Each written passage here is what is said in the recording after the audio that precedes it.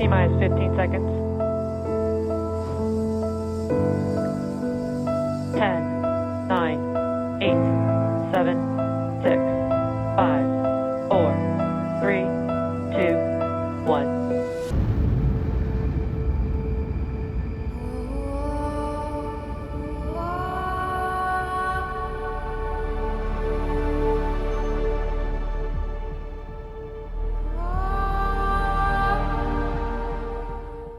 साल 2190 है और धरती शांत है। आखिरी मानवों का जहाज कई साल पहले अंतरिक्ष की अनंतता में निकल चुका था, नए ग्रहों और नए अवसरों की तलाश में। जो कभी एक जीवंत शोर शराबे वाली धरती थी, अब एक शांत भुला दी गई जगह बन गई है। शहर जो अब हरियाली से ढके हुए हैं, पुरानी खंडहरों की तरह चुपचाप खड़े हैं। उनकी कांच की टावर दरारों से भरी और खोखली है। वन्य जीवों ने मानवों द्वारा छोड़े गए स्थानों पर कब्जा कर लिया है। नदियां जो पहले गंदी थी, अब साफ हैं और जंगल जमीन को वापस ले रहे हैं। लेकिन ग्रह अजीब तरह से शांत है, जैसे यह अपने सृजनकर्ताओं की वापसी का इंतजार कर रहा हो। आसमान में अंधेरे और अंतहीन आकाश की तरह ही बना हुआ है, जैसा कि पहले मानवों ने सितारों की ओर देखा था। उपग्रह जो अब निष्क्रिय हैं, आकाश में लटके हुए हैं, उनके सिग्नल अब मौन हो गए हैं।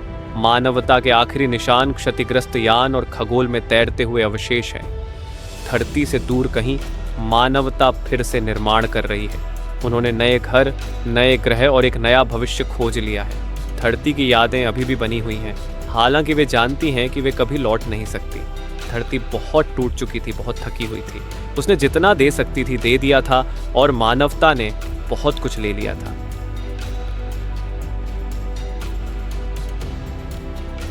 लेकिन कुछ अजीब होने लगता है। यही वही कमरा है जहां सालों पहले एक छोटी लड़की मर्फ ने पहली बार गुरुत्वाकर्षण असामान्यता देखी थी। अजीब घटना जो उसके पिता कूपर को सितारों के पार यात्रा पर भेजी थी।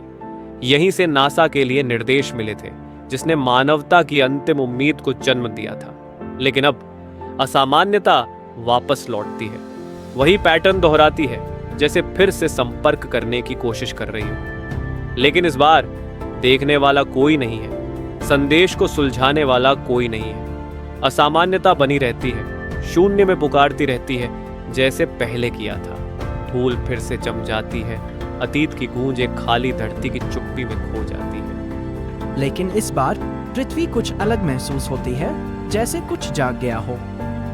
और कहीं बहुत दूर सितारों के बीच एक संकेत भेजा जाता है। सवाल अब भी बाकी है, क्या इंसानियत वापस आ रही है या कुछ और पहले आ रहा है?